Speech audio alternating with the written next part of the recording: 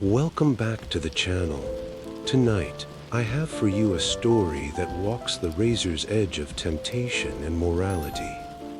It's about the spaces between right and wrong, the silences we keep, and the weight they carry long after the moment has passed. Set in the quiet suburbs of America, this tale explores a man's emotional struggle when loneliness, desire, and guilt converge in a most unexpected way. As always, listen with an open mind and a careful heart. Karen Mitchell was in her early 50s, but you'd hardly guess it at first glance. Her face bore the lines of time, sure, but her figure, well maintained, graceful, and alluring, was something many women half her age would envy. She wasn't traditionally beautiful, but she had that magnetic kind of charm that made people look twice. Her husband had passed away more than a decade ago, and she had never remarried. But Karen was rarely alone. Men, in all forms and flavors, had always circled her like moths to a flame. That, along with a penchant for blackjack and slot machines, was what kept her life interesting and complicated. Jake Harmon, a mechanical engineer from upstate New York, had married her daughter Emily 2 years earlier. After the wedding, the young couple settled down in a modest home in Portland, Oregon. Jake was the kind of guy who kept to himself, intelligent, diligent, and quietly attractive. He wasn't a man of many words, but his intensity gave him presence. One rainy Thursday evening, Jake came home from work to find a suitcase sitting awkwardly in the living room. Confused, he looked around until he heard a familiar voice call from the kitchen. "Oh good, you're home. Took you long enough. Go wash up. Dinner's almost ready. I've been waiting." Jake stepped into the kitchen, and there she was, Karen, his mother-in-law, wearing a fitted cardigan over a tank top and jeans. She turned to him with a warm smile. You're here?" Jake asked. "Since when? Did Emily know you were coming?" "She does," Karen replied, casually flipping something in the pan. "I called her before I got here. She's probably been too busy to fill you in. She left this morning." "Didn't she? Said she had that 3-day leadership conference?" Jake nodded. "Yeah, she mentioned that. I just wasn't expecting company." Karen's face softened. "I know it's sudden, sweetheart. I wouldn't normally just show up like this, but I've been having a hard time. Things in Reno got messy again. Creditors. You know how they are. I had nowhere else to go. I didn't want to bother you too, but, well, I figured I could help out a bit while Emily's away. Cook, clean, keep you company." Jake scratched his head. "I thought you said your debt was cleared after that last mess. Didn't Uncle Ray send you the money?" Karen exhaled deeply, turning the stove off. "That's a long story. I tried investing again. Thought I could make it back. Turns out I can still pick losers like a pro." Jake didn't know whether to feel sympathetic or frustrated. He had never been close to Karen. He found her wild. Impulsive lifestyle exhausting. Emily had warned him more than once about her mother's reckless ways. But Karen was family, and family meant acceptance, at least on the surface. "Well, this is your home too, I guess," Jake said with a stiff smile. "Make yourself comfortable." Karen winked. "Oh, I always do." And with that, an uneasy few days began, just the two of them under one roof. Jake's days were simple and structured. He left the house at 7:15 every morning and returned around 6. Exhausted but calm, Karen, true to her word, kept the house in order.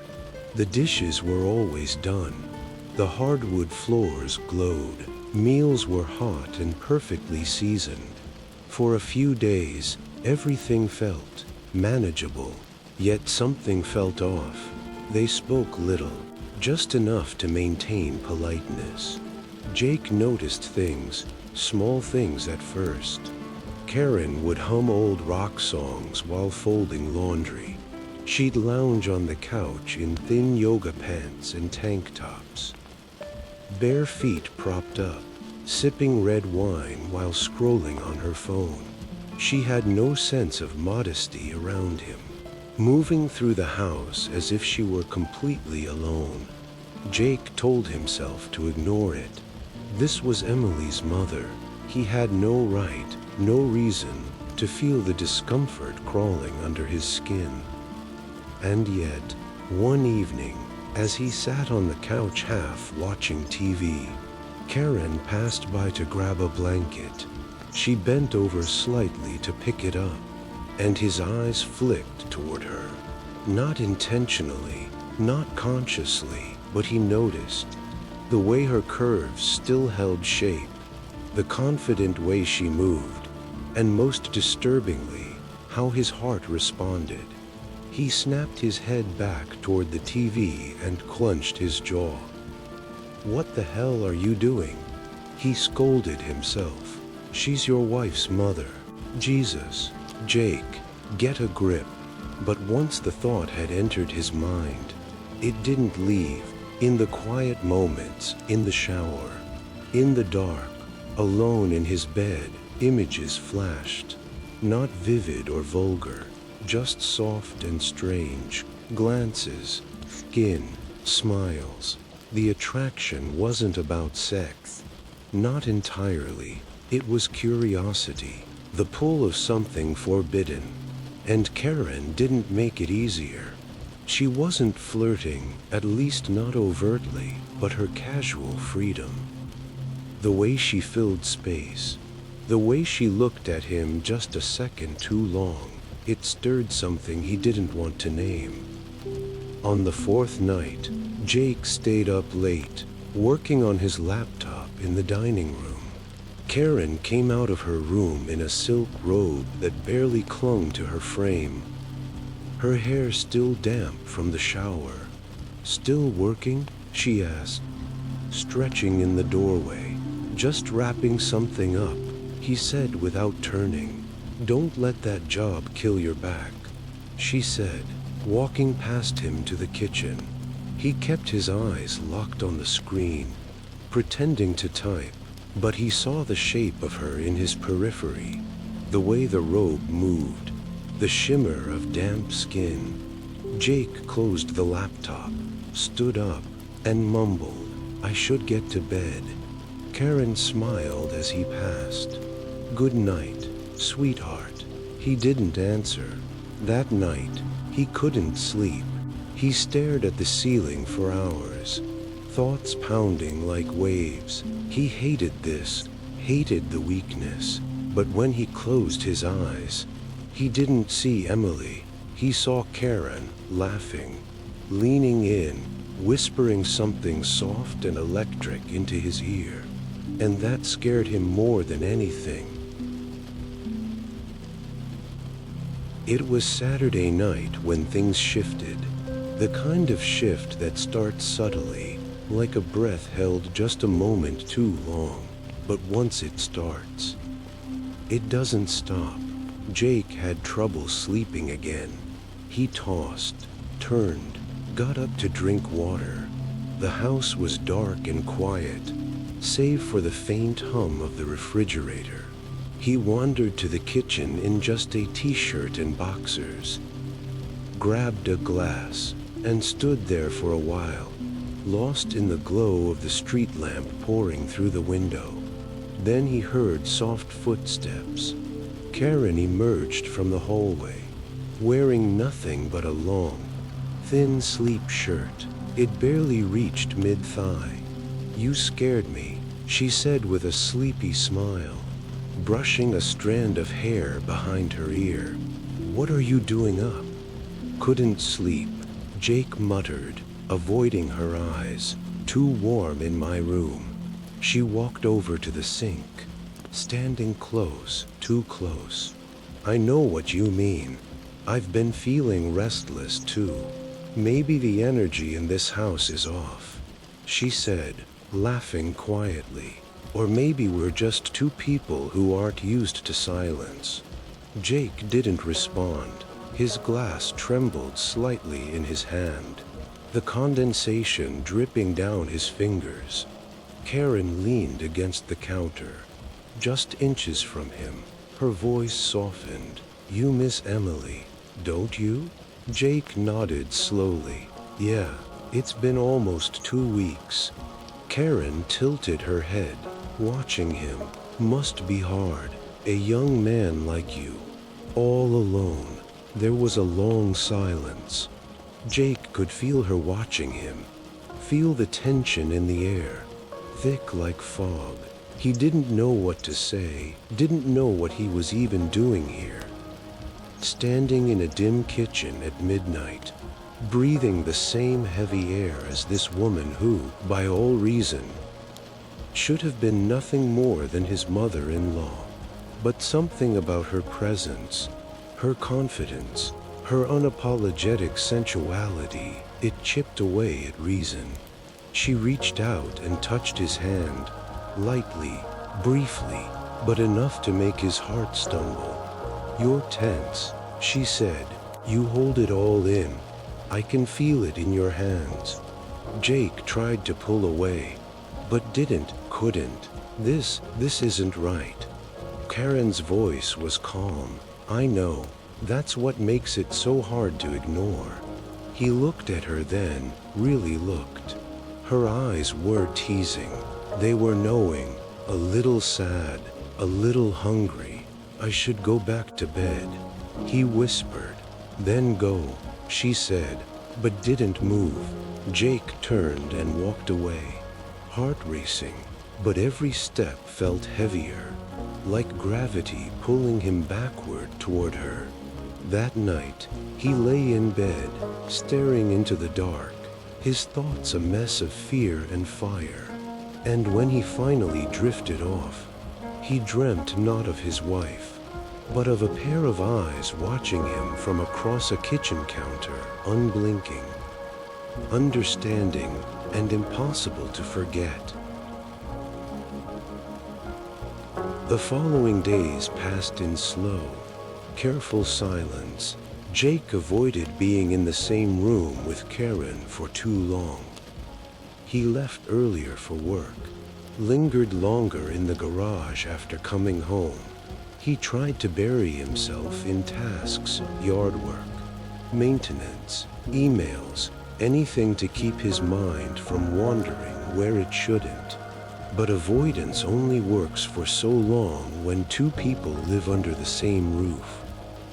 Karen, on the other hand, seemed unaffected, or maybe she was just better at hiding it. She cooked as usual, made small talk as if nothing had happened, as if that late-night moment hadn't cracked something open between them. But her movements were slower now, more deliberate. Her eyes lingered longer. Her voice dropped into that almost whisper that made the air buzz. She never crossed the line. Not really, but she stood right next to it, daring Jake to notice. And he did. He noticed everything. One afternoon, a storm rolled in, unusual for Portland in early summer. Rain hit the windows hard and the wind tossed branches like paper. Emily had texted that morning, saying her flight back would be delayed 2 more days due to weather in Chicago. Jake stared at the message longer than he needed to. 2 more days. He walked into the living room to find Karen curled up on the couch in a soft gray blanket, a book in her lap. candlelight flickering beside her. She looked up, smiled faintly. "Storm's getting bad," she said. "Yeah," Jake replied, voice flat. "Emily's stuck another couple days." Karen raised an eyebrow. "That's so? Well, lucky me. Then, I get to spoil you a little longer." Jake hesitated, then sat on the opposite end of the couch.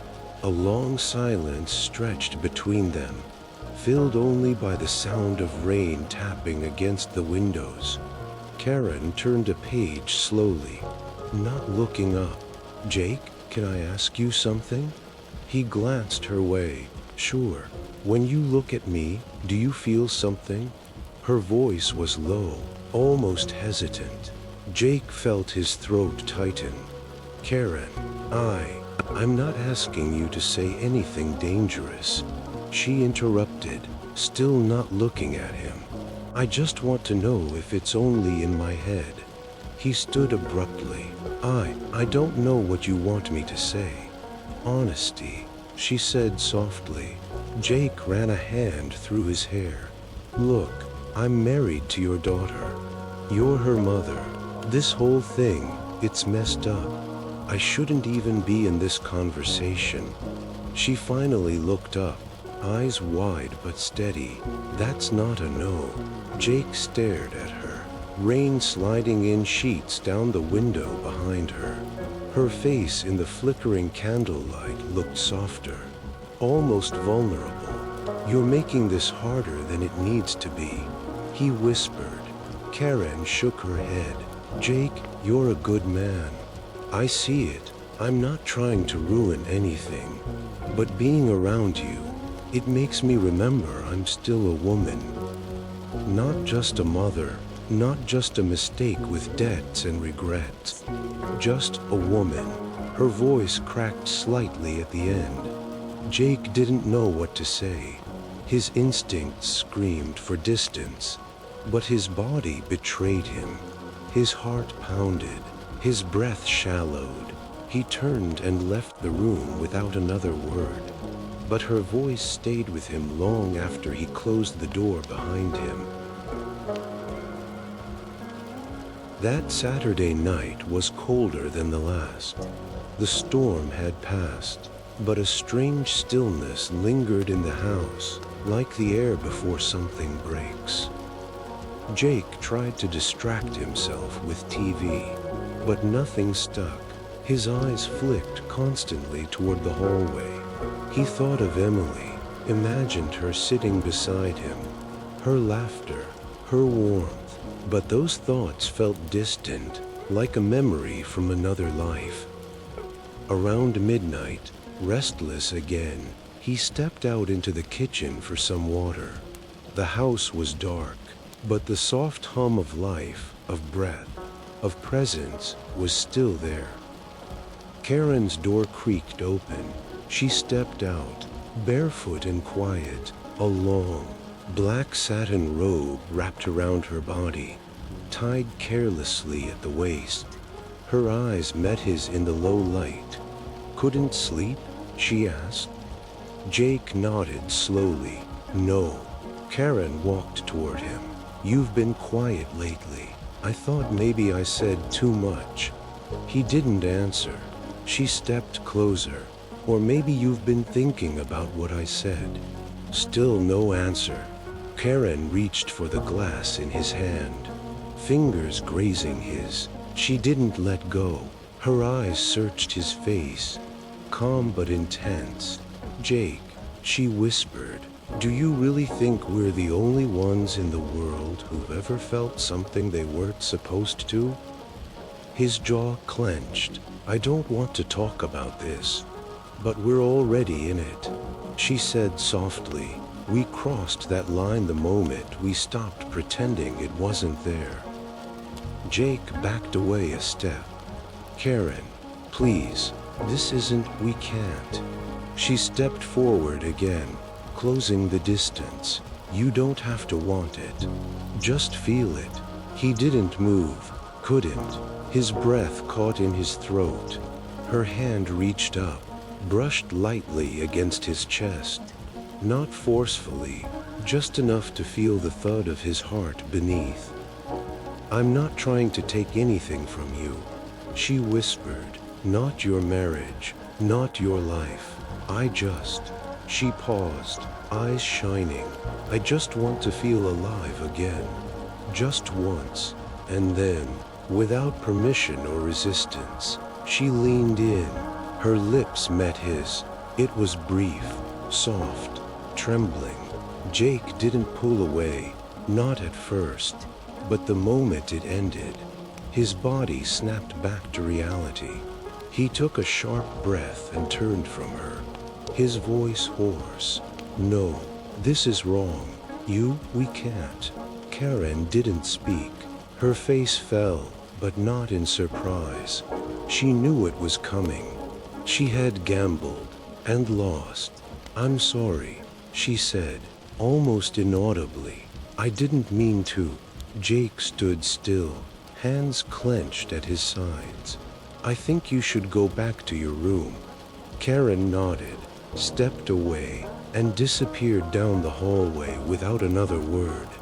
Jake stood alone in the kitchen for a long time, every nerve in his body burning with guilt, confusion, and a heaviness he couldn't name. He knew something had shifted forever, and nothing would be the same again. The next morning, the house felt unnaturally quiet.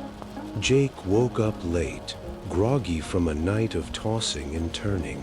His mind replayed that moment in the kitchen over and over again, the look in Karen's eyes, the feel of her lips. The split second he hadn't stopped it. Every part of it left a mark he couldn't scrub away. When he stepped into the kitchen, Karen was already there, dressed in jeans and a loose sweater, hair pulled back, sipping coffee like nothing had happened. She didn't say good morning. Neither did he. The silence between them was no longer polite, it was loaded. Dense, heavy. Jake grabbed a cup and poured his own coffee, the clink of the spoon stirring in the mug louder than it should have been. Karen finally broke the silence. "I booked a bus back to Reno," she said flatly. "Leaves tomorrow morning." Jake looked up. "You don't have to do that." "Yes, I do." Her voice was sharp, not angry, but resolute. "This house belongs to you and Emily. I've overstayed." Jake hesitated. "Emily's back tomorrow." "I know," Karen said, her eyes meeting his. "That's why I need to be gone." He nodded, unsure whether he felt relieved or guilty, or both. The day dragged on. They barely spoke. Jake spent most of it in the garage pretending to fix things. Karen stayed inside, cleaning every corner of the house, folding laundry that wasn't even dirty, wiping already spotless counters. By evening, a tension crept back in, no longer the dangerous kind from nights ago, but something sadder, defeated, like a chapter closing with a smear instead of a period. That night, Jake lay awake again. He could hear Karen moving around her room, lightly, as if pacing. He closed his eyes, willing himself to sleep, but his mind wouldn't stop whispering. It could have gone further. You almost let it. And what haunted him most wasn't that it happened. It was how much of him had wanted it to. Just after midnight, a soft knock came at his bedroom door. He didn't move. Karen's voice, muffled. "Jake, I'm sorry." He stared at the ceiling, heart pounding. Then came her footsteps retreating, fading down the hallway. Jake never opened the door, and in the silence that followed, he understood something bitter and true. There are some mistakes we stop just in time, but only after they've already changed us. Sunday morning arrived gray and damp. Karen was already gone. Jake woke to the scent of coffee brewing, but this time, the pot was empty. A small note lay on the counter, written in Karen's neat, looping script. Jake, thanks for letting me stay. I know I made things hard, and I won't pretend I didn't cross a line. I hope someday you'll understand that it wasn't about you, it was about me. Trying to remember who I used to be. Take care of Emily, and take care of yourself. Karen. Jake stared at the note for a long time, then crumpled it and tossed it in the trash. He spent the rest of the morning cleaning, reorganizing cabinets that didn't need it, stripping sheets off the guest bed, wiping down surfaces that had already been wiped. He didn't want to leave any trace of the past 2 weeks. If he could scrub the memory itself away, he would have. By afternoon, he went to the airport to pick up Emily. Her face lit up when she saw him at the gate. "You look exhausted," she said, laughing as she hugged him. Jake forced a smile. It's been a long week. On the drive home, she talked nonstop about the conference, the people she'd met, the ideas she wanted to bring into work. Jake nodded and listened, grateful for the normalcy of her voice. It filled the spaces in his head where silence had settled in like rot. When they pulled into the driveway, Emily frowned. "Was my mom still here?" "She left this morning," Jake said. "Said she had to deal with some things back home." Emily didn't look surprised. "Sounds like her. I love her. But she always finds a way to disappear when things get complicated." Jake said nothing. That night, they had dinner together at the table. Just the two of them. No tension, no unspoken electricity. Just familiarity, safe, stable, and oddly hollow. Later, lying in bed with Emily's head on his chest, Jake stared at the ceiling again. Everything was back to how it had been, and yet nothing felt quite the same. He had stepped close to something dangerous, closer than he ever thought he would. He hadn't crossed the final line, but he'd walked right to the edge, and part of him had wanted to jump. The shame didn't scream, it whispered, and it would keep whispering for a long, long time.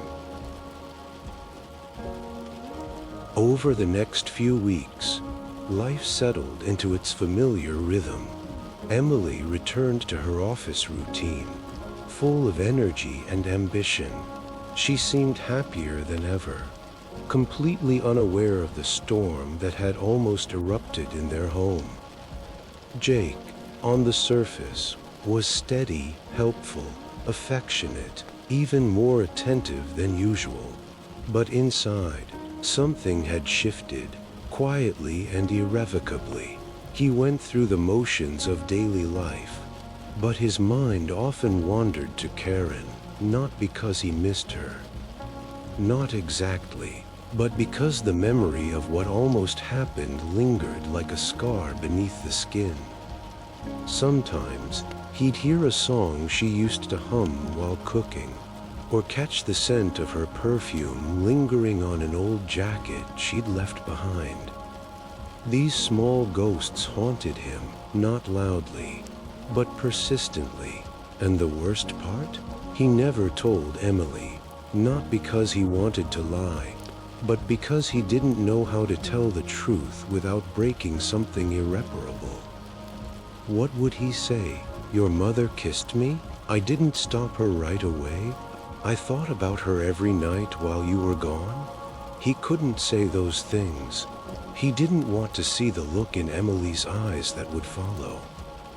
So, he buried it. He smiled more. He kissed her longer. He became the kind of husband he wanted to be out of guilt. Maybe, or out of a desire to prove to himself that he hadn't gone completely astray. But no matter how close they sat, how tightly he held her, he could never quite shake the echo of Karen's voice in the dark. Just once, I just want to feel alive again. And maybe the most painful part was that he had understood her. They were both trapped in their own quiet cages, he in routine and restraint. She in loneliness and longing. For one brief moment, they had reached across the bars towards something they weren't supposed to touch. They hadn't gone all the way, but it had been enough to leave a mark. It had been almost 2 months since Karen left. Jake hadn't heard from her, not a text, not a call, not even a forwarded chain email like she used to send Emily late at night. She had vanished from their lives with an eerie finality, and Emily, though she expressed mild concern at first, eventually let it go. That was Karen's nature, after all. Dramatic entrances, quiet exits, always slipping away before the consequences could catch up. But Jake hadn't let it go.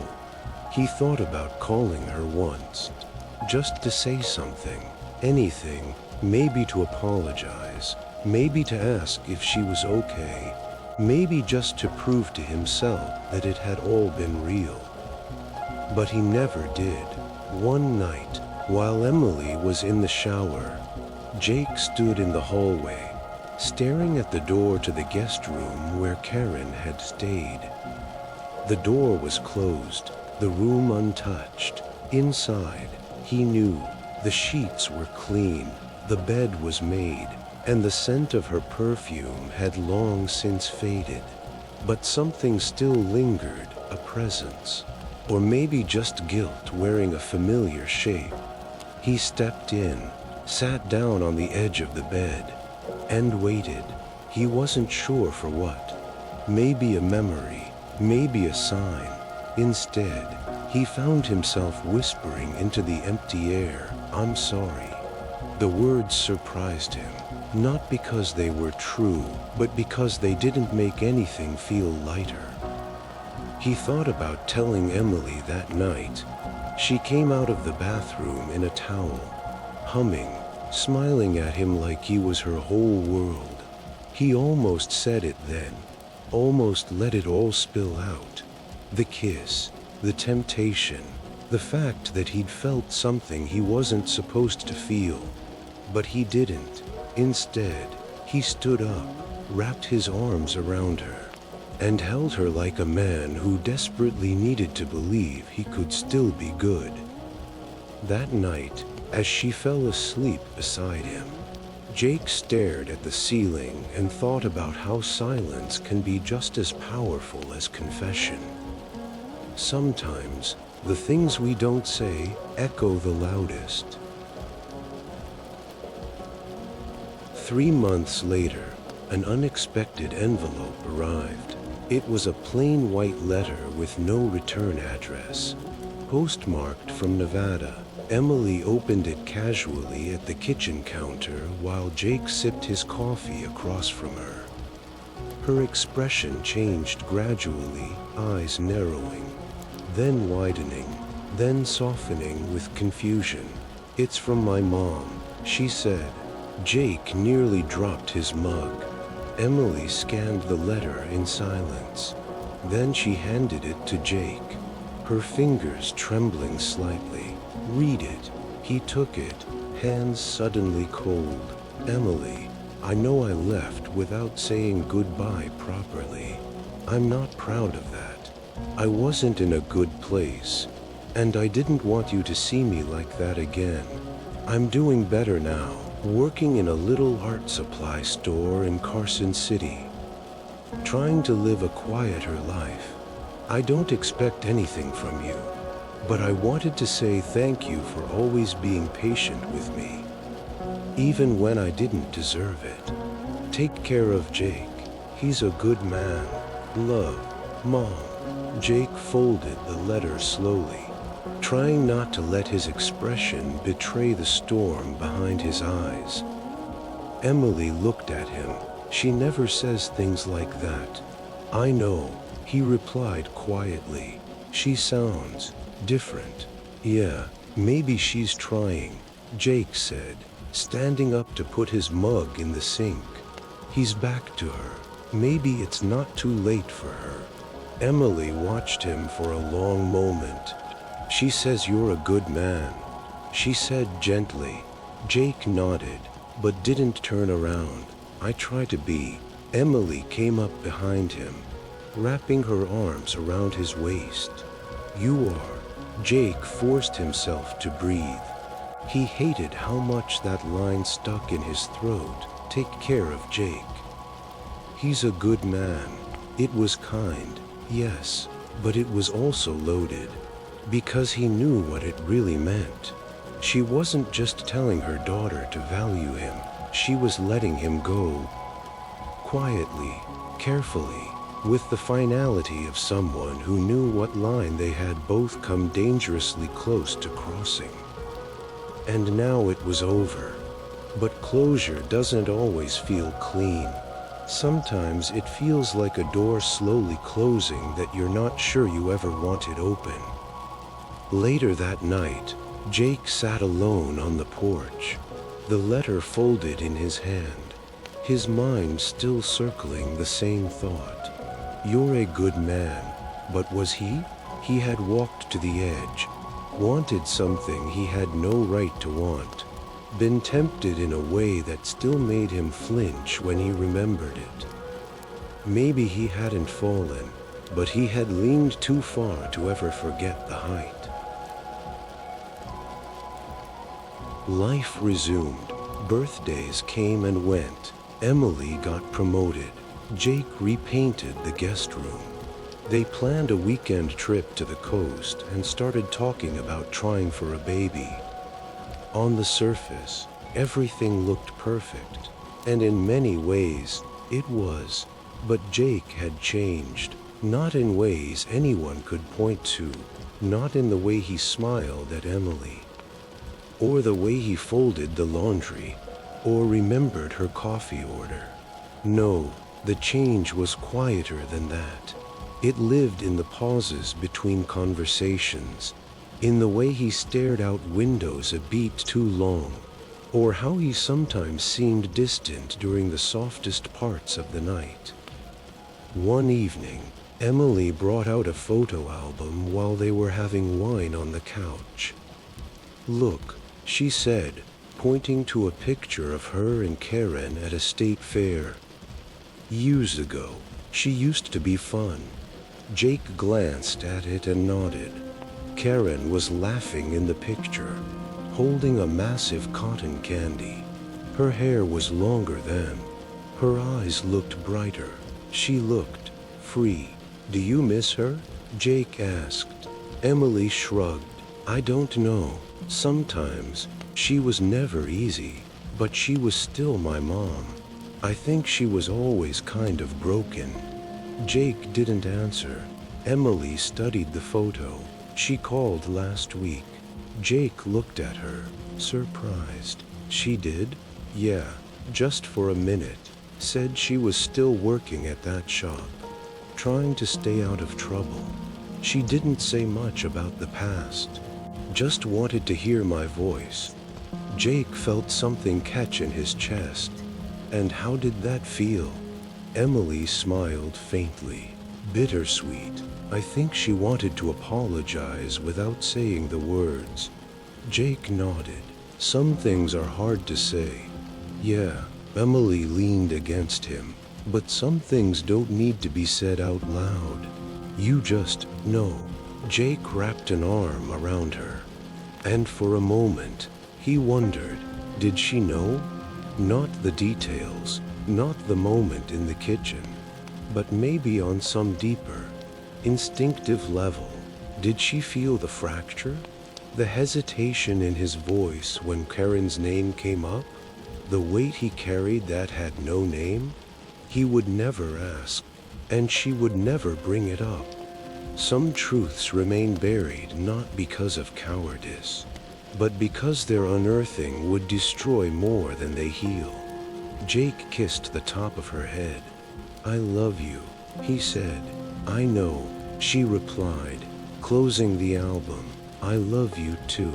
And that night, as the house grew quiet and the past settled once more into silence, Jake finally allowed himself to sleep, knowing that some ghosts stay with you, not to haunt you, but to remind you of the edge you never should have walked.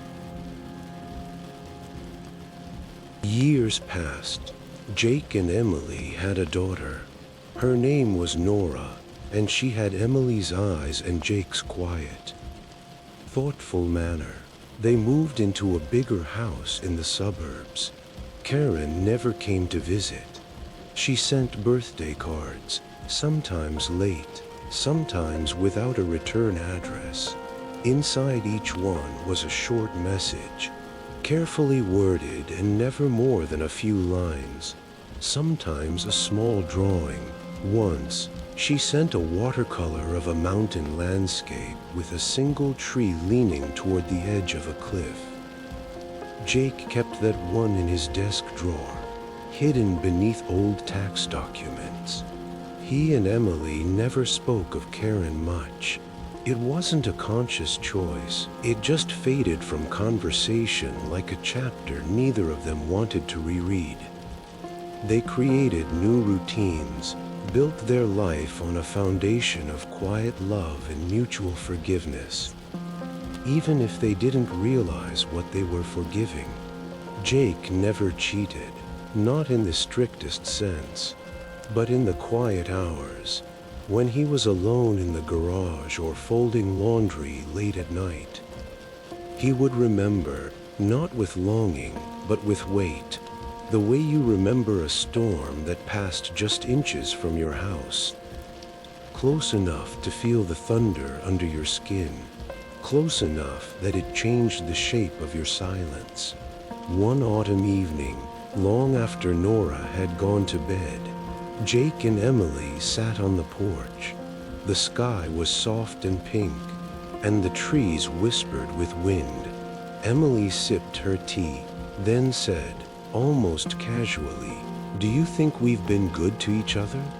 Jake turned to her, caught off guard by the suddenness of the question. "What do you mean?" "I mean, really good. Through everything. Through all the things we don't talk about."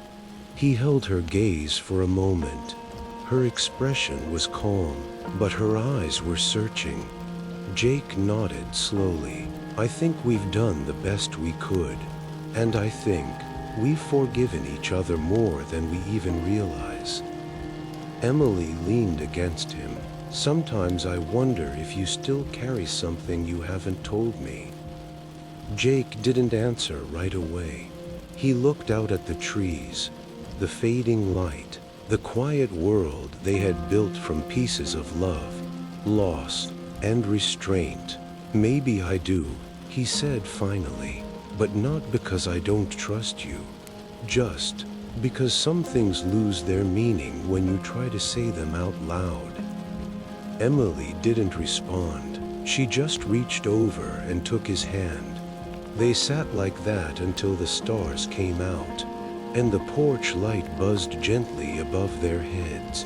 Some truths had passed, some regrets had settled, and some silence, finally, felt like peace.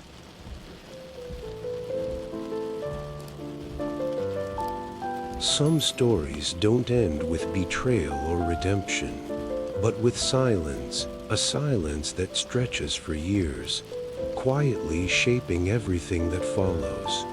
Jake never crossed the final line, but he stood at its edge, long enough to feel the heat of the fire. And though life moved on, the memory never truly faded. Because some ghosts don't haunt you, they become part of you. Thank you for listening. If this story moved you, confused you, or made you reflect on the fragile threads that hold our choices together, leave a comment below. Until next time, stay thoughtful, stay kind, and stay out of the shadows.